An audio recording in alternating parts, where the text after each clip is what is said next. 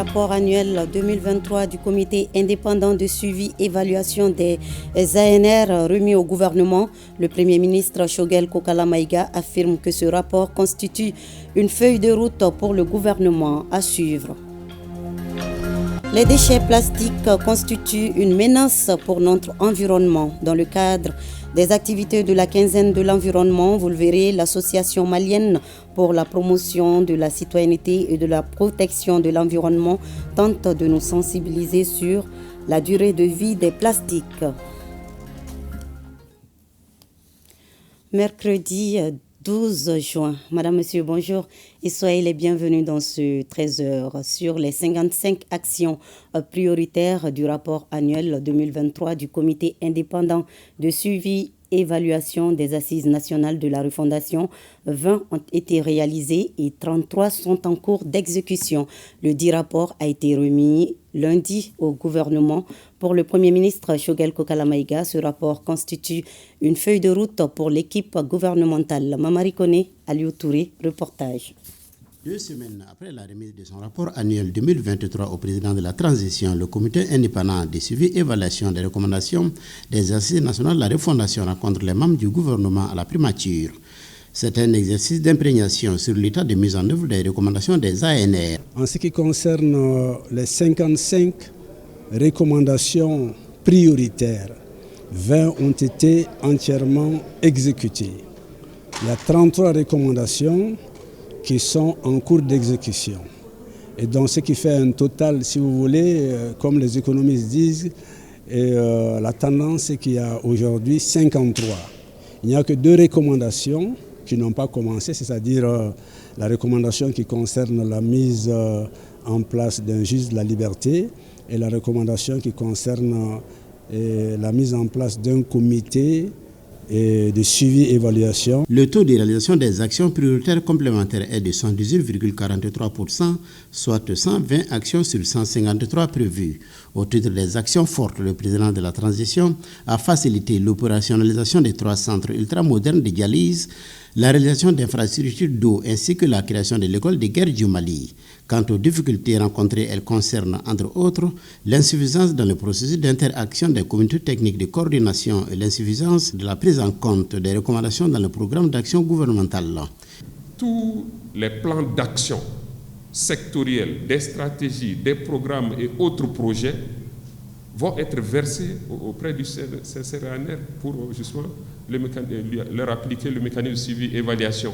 Je pense au plan d'action sorti des États généraux de la migration, des États généraux de l'éducation, de la jeunesse, mais aussi du programme national d'éducation aux valeurs, des États généraux de l'entretien routier et bien d'autres programmes sectoriels. Le ministre de l'Industrie et du Commerce a pour sa part axé son intervention sur la relance économique en vue de la création de richesses. Pour lui, cela doit passer nécessairement par l'industrialisation.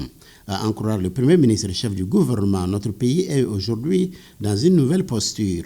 Les assises nationales ont consisté à aller vers tout le monde, appeler tous les Maliens pour mettre en commun les avis de ceux qui faisaient les mouvements, les avis de ceux qui ont parachevé cette tâche et les avis de tous les Maliens pour nous donner une sorte de feuille de route du gouvernement.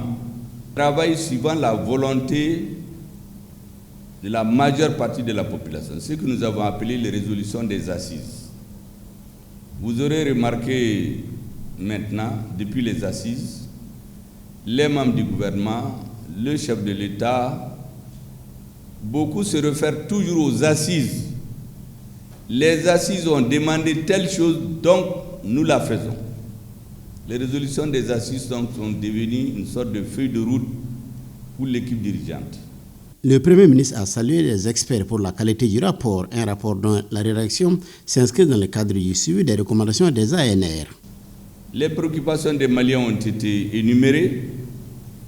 Nous les connaissons, mais cela ne suffit pas. Il faut qu'à la fin de la transition, je puisse dire aux Maliens, voici ce que vous avez demandé, Voici ce que j'ai pu faire avec mon équipe pendant cette période. Voici ce que j'ai commencé, je n'ai pas pu terminer, et voici ce que je n'ai pas commencé. Pour que la nouvelle équipe qui vient n'ait pas à chercher midi à 14h. Elle vient trouver un produit pour continuer à travailler. Dans les prochains jours et mois, le comité entend poursuivre la restitution du contenu du rapport aux institutions de la République et à l'ensemble du peuple malien. Une question maintenant. Quelle est la durée de vie des sachets plastiques? La réponse est essentielle aussi bien pour les consommateurs que pour les fabricants dans le but de prendre des décisions durables pour notre environnement. C'est d'ailleurs pour cela que l'Association malienne pour la promotion de la citoyenneté et la protection de l'environnement nous fait une petite démonstration à travers le test que vous allez voir dans le reportage qui suit. C'est dans le cadre des activités de la quinzaine de l'environnement. Almouzer Al-Kamissa Yatara. Mener une lutte farouche contre les sachets plastiques, un motif pour l'association pour la promotion de la citoyenneté et la protection de l'environnement. La structure entend mener plusieurs actions de sensibilisation à l'utilisation des sachets afin de mieux s'en servir et protéger l'environnement. Ce que nous voyons au quotidien, nous pouvons estimer que ces sachets ne sont pas biodégradables. Mais à travers cette expérience scientifique, que je qualifie déjà un mini-laboratoire, nous dira davantage sur l'état. À partir de ce moment, les messages que nous avons ou l'interpellation que nous pouvons adresser aux autorités, nous le ferons. Les sachets plastiques ne se détériorent pas facilement. Ces effets sur l'environnement sont immenses. On a voulu faire une petite expérience en essayant de creuser un peu la terre à une profondeur de 50 cm, dans lequel trou on a quand même pu enfuir 2,5 kg voire 3 kg de sachets plastiques de types différents, des sachets d'eau, des sachets sur lesquels sont mentionnés les insignes pharmaceutiques. C'est enfui, ensuite enterré totalement, bétonné avec du ciment, ensuite bloqué avec ce bloc de pierre que vous voyez. Cet exercice servira de leçon dans 2 ans. Le public reviendra trouver ces plastiques enfouis dans les sols intacts pour prouver les dangers sur notre environnement. Voilà, rendez-vous donc le 8 juin 2026 pour la réponse à cette expérience. Notre environnement que nous devons de protéger à tout prix, surtout pour les générations futures. Dans la partie malienne du Sahara, précisément à Arawan, un cercle de la région de Taoudéni, 90 pieds d'arbres variés sont plantés pour freiner l'avancement du désert. Une initiative des acteurs de l'environnement de la région de Taoudéni et de leurs partenaires techniques et financiers qui s'inscrit dans le cadre de la célébration de la Journée mondiale de l'environnement, couplée à la Journée internationale de lutte contre la désertification et la lutte contre la sécheresse. Reportage Najim Babassissé et Alou Kouloubali. Pour cette 25e édition de la quinzaine de l'environnement dans la région de Taoudéni, c'est le cercle d'Arawan que les acteurs en charge de l'environnement et leurs partenaires ont choisi pour commémorer cette journée si importante pour les hautes autorités de la transition. Arawan, une zone aux portes du désert, longtemps victime de l'ensablement, pourrait bientôt changer de visage avec les 90 pieds d'arbres plantés à l'occasion de cette journée. Il vous suffit de jeter un regard autour de nous sur notre environnement et notre milieu de vie pour mesurer l'ampleur des tâches qui nous attendent en matière de la protection de l'environnement et de l'assainissement. Le constat est sûrement amer et nous interpelle tous.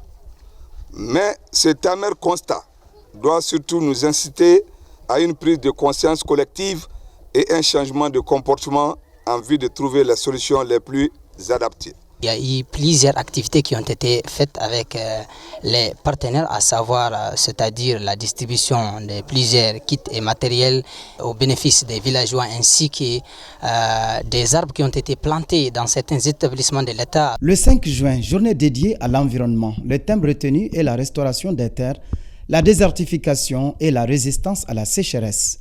En ce qui concerne la journée internationale de lutte contre la désertification et la sécheresse, le 17 juin est « Unis pour les terres, notre patrimoine, notre avenir ».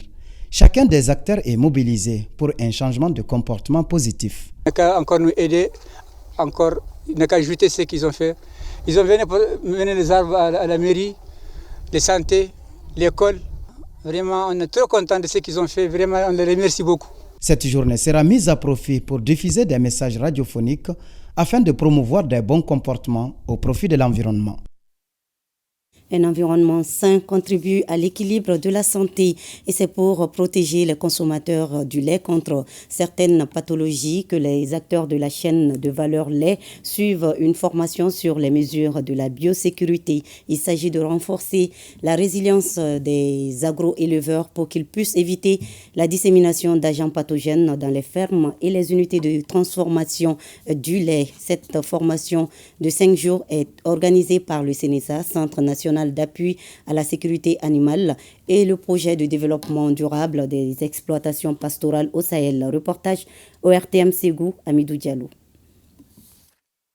L'élevage contribue favorablement au développement économique du Mali. C'est pour booster ces secteurs que le CNASA, Centre national d'appui à la santé animale, renforce les capacités d'une trentaine d'agro-éleveurs, de transformateurs et de collecteurs de lait sur les mesures de biosécurité. Cette formation a pour objectif global de renforcer la résilience des agro-éleveurs contre les maladies, les intérêts des marchands spécifiquement. Elle permettra de renforcer la capacité des producteurs et des professionnels du lait à faire face aux défis sanitaires qui les côtoient tous les jours dans leurs entreprises. À travers la théorie et la pratique, cette formation de 5 jours permettra à ces acteurs de la chaîne de valeur lait de préserver la santé des consommateurs. Nous allons présenter la biosécurité en général et à développer les 3 volets de la biosécurité, qui est l'assainissement, le contrôle de mouvement et l'isolement. Et dans les centres de collecte, il y a des gens qui achètent, qui collectent les laits. Donc qu'est-ce qu'ils doivent faire comme mesure de biosécurité pour préserver la qualité sanitaire de leur lait? Et ensuite, enfin, on va parler également de la biosécurité dans les unités de transformation du lait. Je demeure convaincu qu'au sortir de cet atelier, vous serez à juste titre répondre aux aspirations du CNASA et son partenaire le PDEPS en intégrant quotidiennement l'application des mesures de biosécurité dans vos exploitations et entreprises agricoles. Après la formation, ces participants venus des différents cercles de la région de Ségou seront dotés des équipements de biosécurité. C'est là pour augmenter leurs revenus. Le même exercice sur les mesures de biosécurité à l'intention des agro-éleveurs se déroule également à Koulikoro. C'est un reportage de Adaman Traoré. Il s'agit pour les initiateurs de renforcer la résilience des agro-éleveurs contre les maladies tout en préservant les intérêts des marchands ainsi que la santé des consommateurs. En outre, il sera question de renforcer les capacités des acteurs des centres de collecte et d'unités de transformation de lait à travers la biosécurité, une pratique qui permettra de lutter et de contrôler les agents pathogènes dans le lait. L'application des mesures de biosécurité dans les unités de transformation et dans les centres de collecte de lait est salutaire pour la conservation du lait et produits dérivés. Toutes choses qui assurent les intérêts pécuniaires des professionnels du lait et préservent la santé des consommateurs. On va former les agro-éleveurs dans la biosécurité. Si vous produisez du lait, c'est bon, mais il faudra que le consommateur qui va profiter puisse se sentir en sécurité en buvant ces laits-là. Durant 5 jours, les participants seront outillés dans le domaine de la sécurité sanitaire des aliments, plus précisément les laits. Cette formation nous permettra de mieux apprendre les techniques de biosécurité. Cette session de formation sera suivie d'une donation d'équipements et de matériel de biosécurité. La cérémonie de sortie des élèves maîtres de la 24e promotion de l'IFM Tchema Koulibaly de Kaye a eu lieu samedi dernier. Elle est baptisée promotion Paul Bamba Keïta. Reportage Issa Diakité. Cette 24e promotion compte 112 élèves maîtres, dont 91 garçons et 21 filles. Au-delà du mémorial, il s'agit du passage d'une génération de la vie estudiantine à la professionnelle. Cette promotion, baptisée Paul Bamba Keïta, n'est pas un hasard, selon le président de la promotion 2024 de l'Institut de formation des maîtres, Tchema Koulibaly de Kaye. L'homme sur lequel vous avez porté choix est enseignant de formation, sorti de l'IANSOUP département d'histoire et géographie. Cette marque d'estime et de considération me va droit au cœur. C'est un moment d'intense émotion pour moi et les mots me manquent à juste titre pour exprimer ma joie, toute ma satisfaction et toute ma profonde gratitude. Chers finalistes, beaucoup d'entre vous seront appelés à servir loin de la ville et dans des conditions difficiles. Cependant, j'ai un seul souci, mais pas le moindre. Ne désertez pas les écoles rurales au détriment de celles qui sont dans les villes. Nous sommes ravis de voir certains de nos produits en fin de cycle. Monsieur Paul Bamba Keita, que vous avez choisi comme parrain, est du monde de l'éducation. L'Académie d'enseignement de Caille lui a décerné une attestation de reconnaissance pour les bons et services rendus à l'éducation dans la région de Caille en 2022. Il a beaucoup de compétences et il met ses compétences au service de l'éducation, en appuyant la formation des enfants en situation difficile à travers l'ONG Fandema. Étaient présents à cette cérémonie le directeur régional de l'Académie d'enseignement de Caille, les directeurs des CAP, ainsi que le sous-préfet à cette sortie de la 24e promotion 2024 de l'Institut de formation des maîtres Tcheman Koulibaly de Caille.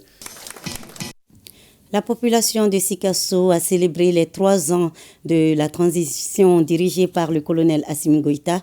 C'était à travers une marche sanctionnée par une déclaration et des messages de soutien à la transition. L'initiative est de la société civile Djigya de Sikasso, nous disent Mustapha Doumbia et Taïrou Konati. C'est une marche qui a commencé à la Maison du Peuple et qui s'est achevée à la tribune du Mamelon en passant par le rond-point de l'OIA et le vestibule de Sikasso. Une marche pour célébrer le 3e anniversaire de la transition. C'est une initiative de la société civile Djigya de Sikasso dont la vocation est de lutter pour la construction du pays et la cohésion sociale. La société civile Djigya de Sikasso pour un Mali indépendant, souverain et prospère, renonce à l'autorité nationale et internationale pour le peuple malien et particulièrement celui de Sikasso est très engagé pour la dynamique de gouvernance affichée par nos autorités de la transition. Dans les 3 années de gouvernance dirigées par son Excellence, Monsieur le colonel Assimi Goïta.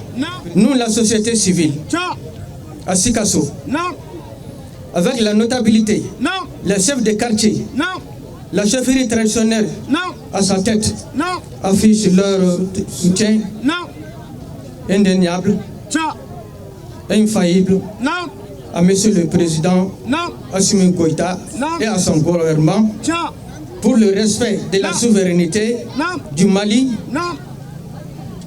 de la défense des intérêts vitaux des populations dans les prises de décision.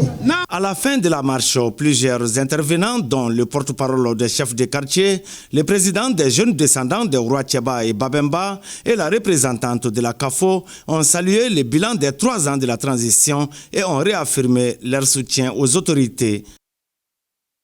Cela fait 45 ans que El Hadj Djeli Balakone a été intronisé président des griots de sang. Un hommage lui a été rendu par les griots du Mali. Âgé maintenant de 95 ans, El Hadj Djeli Balakone a mis à profit cet honneur pour passer le sabre de commandement à son fils El Hadj Ismaïla Mfa Kone. Ce double événement auquel a pris part le gouverneur de la région a été célébré avec faste dans la cité de Santoro et à Karantela. De sang, le reportage de Drissa Kone. Sang aujourd'hui en mode capitale des griots du Mali, puisque tous les chefs griots presque ont fait le déplacement pour magnifier l'événement. Il s'agit des 45 ans de trône du chef de griot de sang. El Hadj Djeli Balakone est ici accompagné de la musique mandingue Djourou Famabaro. Il a eu droit à tous les honneurs de la part de ses pairs relayés ici par le chef de griot de la commune 1 de Bamako. Être à la tête des griots, déjà pour quelques secondes, ça peut poser problème. Mais lorsqu'on atteint 45 ans de chefferie, là ça veut dire qu'il y a quelque chose de spécial. Et là, les griots lui doivent cette reconnaissance. C'est ce qui nous amène aujourd'hui à venir lui rendre hommage. Selon les témoignages de Djeli Bala, pendant 45 ans, s'est profondément impliqué en faveur de la paix, de l'entente et de la cohésion entre les Maliens tout court. Vraiment, c'est un vieux m'a vraiment assisté ici en ce qui concerne le rassemblement, la cohésion, la réconciliation au sein de la population de la région des Sangs. Mais malheureusement, l'âge a eu raison de lui. Âgé de 95 ans, il prend en témoin les populations de Sang et ses frères dépositaires de la tradition orale. Je prie les chefs griots de Kaye à Gao, tous ici présents. Vous êtes venus pour me rendre hommage à l'anniversaire de mes 45 années de chefferie, d'accepter mon fils Mfa comme mon successeur. Je suis fatigué sous le poids de l'âge. Et le sabre de commandement change ainsi de porteur. Ce sabre-là, c'est le sabre de commandement des griots, parce que ça représente les guerriers. Si aujourd'hui lui passe la main à son fils et que nous, on a eu la chance d'être parrain de cet événement, alors quoi de plus normal que la joie soit grande. Ceci dit, El Hadji Ismail Amfa connaît du haut de ses 62 ans, mesure la tâche. Inch'Allah, cette responsabilité, je vais prendre à main jusqu'au bout, Inch'Allah. Dans une atmosphère culturelle à la griotique, les chefs griots ont pris la parole pour dire à l'auguste assemblée le rôle dédié aux griots dans notre société et les charges qui attendent désormais le nouveau chef de Sang.